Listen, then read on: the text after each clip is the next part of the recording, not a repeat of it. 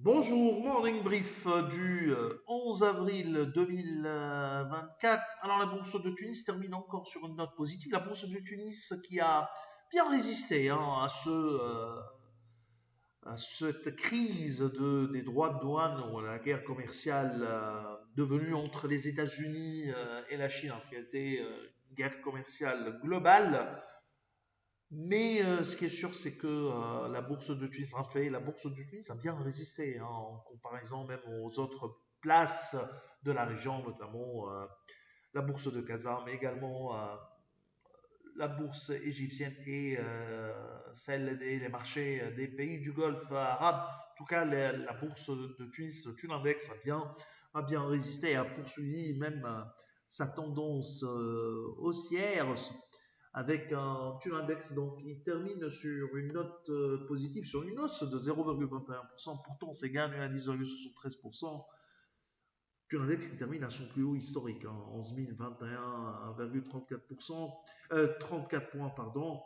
Volume échangé également en amélioration, plus de 8 518 000 dinars échangés sur le marché central où Poulina était le titre le plus actif. Poulina, nous, on a été très positifs sur Poulina. Donc, d'ailleurs, même, on est sur un objectif de cours de plus de 16 dinars, tablant surtout ce scénario qui se base surtout sur une reprise, un rebond important du résultat 2024. Alors, Poulina, 2 168 000 dinars de volume transigé.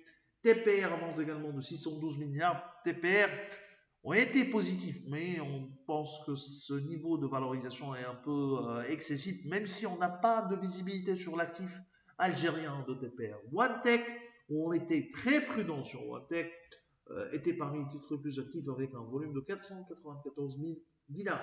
ATL avance de 5,38%.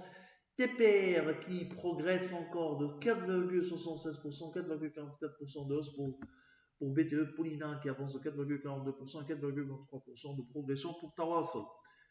Côté baisse, on a ICF qui recule de 6%, 4,94% de repli également pour Sotetel. BH Bank cède 4,80%, AETEC qui cède 4,35%, EADH qui lâche 3,45%. Alors, bien sûr, avec la publication des états financiers, on est en train d'actualiser nos modèles. C'est ce qu'on est en train de faire. Donc, il faudra s'attendre à un rythme crescendo pour les prochains jours et prochaines semaines pour ce qui est des prévisions 2024-2025, même si les incertitudes persistent sur 2025, que ce soit pour les banques, mais également pour l'union financière avec cette guerre, notamment pour les exportateurs, avec cette guerre commerciale 2.0. Alors, c'est tout ce qu'on a. Donc, pour ce matin, nous vous votre attention. Vous donne rendez-vous pour lundi prochain en vous souhaitant un bon week-end. Au revoir.